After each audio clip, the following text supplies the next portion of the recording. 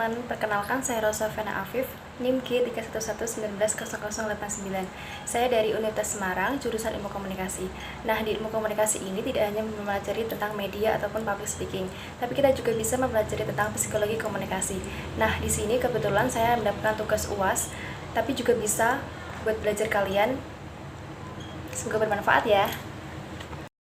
Simak baik-baik ya guys. Pertanyaan pertama, menurut pendapat kalian, kenapa kita harus mempelajari psikologi komunikasi? Jelaskan dan uraikan manfaatnya.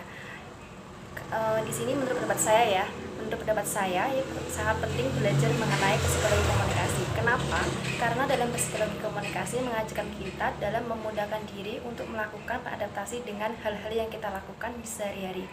Salah satunya ketika kita berkomunikasi dengan orang lain. Hal ini memudahkan kita bertemu banyak orang dan berkomunikasi dengan banyak orang. Terus apa manfaat kita belajar psikologi komunikasi? Yang pertama adalah pengertian, artinya menerima cermat yang didapat dari penyampaian komunikator. Yang kedua adalah kesenangan, artinya komunikasi dimaksudkan untuk menghangatkan, mengakrabkan, dan menyenangkan antara pelaku komunikasi. Dan yang ketiga adalah mempengaruhi sikap, yang artinya diharapkan dengan mempelajari psikologi komunikasi, komunikator dapat bertindak persuasif. Yang keempat adalah hubungan sosial kita menjadi lebih baik. Dan yang terakhir adalah tindakan, artinya dapat mempengaruhi tindakan sehingga menimbulkan pengertian terhadap penyampaian komunikasi. Selanjutnya adalah pertanyaan kedua.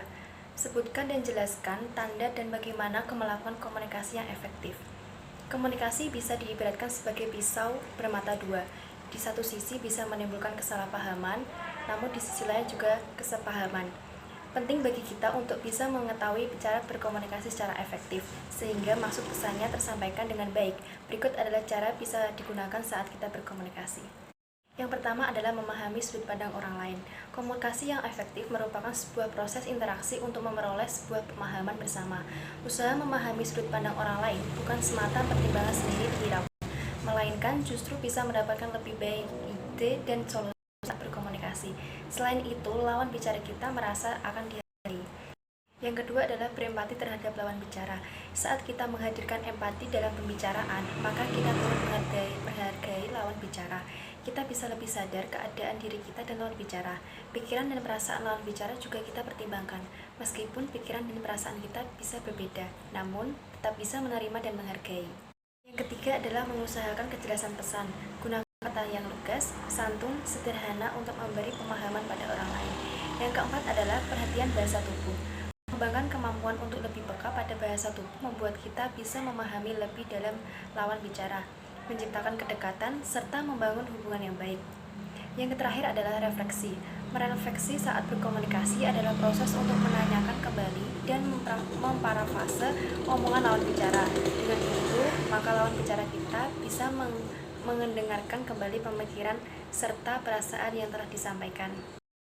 Pertanyaan terakhir adalah, di dalam metode pembelajaran daring yang dilakukan oleh hampir semua tingkat pendidikan dari usia terdini sampai jenjang tertinggi, uraikan dan jelaskan menurut pendapat kalian dari sisi psikologinya dari semua pihak, baik itu komunikator dan komunikasi. Di sini menurut pendapat saya ya, jika saat luring seperti dulu itu mudah, karena bisa melihat bagaimana bahasa tubuh komunikan, bagaimana respon komunikan pada saat disampaikan materi secara langsung, dan itu bisa meminimalir kejadian misinformasi. Kalau daring, untuk memastikan apakah pesan itu tersampaikan dengan baik, memang kita harus melakukan assessment.